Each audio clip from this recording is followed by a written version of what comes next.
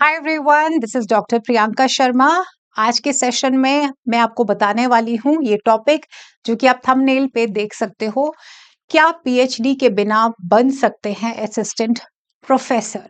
इसके ऊपर हम बातचीत करेंगे। आप में से बहुत सारे स्टूडेंट्स के डाउट हैं, वो क्लियर करूंगी and at the same time मैं आपको एक रियलिटी चेक भी दूंगी। एक होते हैं रूल्स, ठीक है, और एक होता है प्रैक्टिकल रियलिटी चेक। तो इस सेशन के अंदर मैं आपको ये दोनों बताने वाली हूं। तो अगर हम सरल भाषा के अंदर बात करें तो आप अगर मास्टर्स की डिग्री आपके पास है और उसी सब्जेक्ट में आपके पास नेट है, तो क्या आप एलिजिबल हैं असिस्टेंट प्रोफेसर बनने के लिए या अप्लाई करने के लिए? तो आंसर है yes.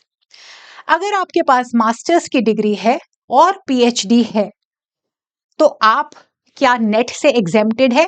Let me tell you, अभी ये एक ड्राफ्ट आया था जिसके अंदर ये बोला गया था कि 2008 से पहले जिन्होंने पीएचडी की हुई है उनके लिए ये वैलिड है।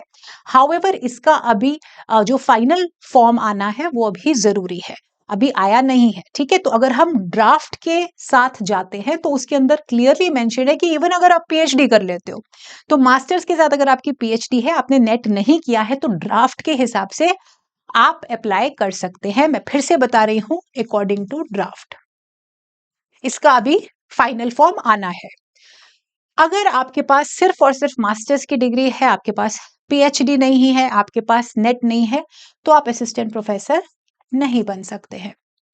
अच्छा, एक और चीज, अगर आपके पास बैचलर्स की डिग्री है और आप पीएचडी कर लेते हैं तो भी आप 4 ईयर इंटीग्रेटेड और पीएचडी है तो भी आप एलिजिबल है। अब बात आती है इस चीज के ऊपर, रियलिटी चेक क्या है। देखिए स्टूडेंट्स, आप जानते हैं पिछले साल बहुत बात हुई थी कि एपीआई हट जाएगा, अभी तक ऐसा कोई न्यूज नहीं आया। एपीआई के बेसिस के ऊपर ही, आपका एकेडमिक परफॉर्मेंस इंडिकेटर के बेसिस के ऊपर ही हम लोगों की इंडक्शंस होती हैं, आपको जॉब्स मिलती हैं, प्रमोशंस मिलती हैं। सो एक रियलिटी चेक, कहने को आपको मिल सकती है नौकरी, बिल्कुल सही। बहुत सारे प्राइवेट कॉलेजेस हैं जो नॉन नेट जो लोग हैं उनको भी कम सैलरी पे रखते हैं असिस्टेंट प्रोफेसर्स। कुछ ऐसे प्राइवेट कॉलेजेस हैं जो नेट कैंडिडेट्स को भी नौकरी देते हैं कम सैलरी के ऊपर। कुछ ऐसे प्राइवेट कॉलेजेस भी हैं जो अच्छी सैलरी के ऊपर, गवर्नमेंट सैलरी बेस्ड के ऊपर आपको, आपने अगर नेट किया हुआ है तो वो आपको लेते हैं। गवर्नमेंट कॉलेजेस के अंदर भी ऐसा होता है कि अगर आपके पास नेट है और बहुत जगह ट्रांसपेरेंसी के साथ अगर आप अच्छा परफॉर्म करते हैं, आपको इंडक्ट किया जाता है। तो ये चीज तो बहुत बढ़िया है, ठीक है, आप यहाँ पे कंप्लीटली एलिजिबल हो। रियलिटी चेक क्या है स्टूडेंट्स? रियलिटी चेक ये है कि जब आपका एपीआई बनता है तो कई कई कॉलेजेस के अंदर पीएचडी के 30 पॉइंट्स होते हैं और कई कई कॉलेजेस में 40 पॉइंट्स होते हैं। आपको पता है जो आपकी मास्टर्स की डिग्री में कितने नंबर हैं? उसमें 3 पॉइंट्स होते हैं।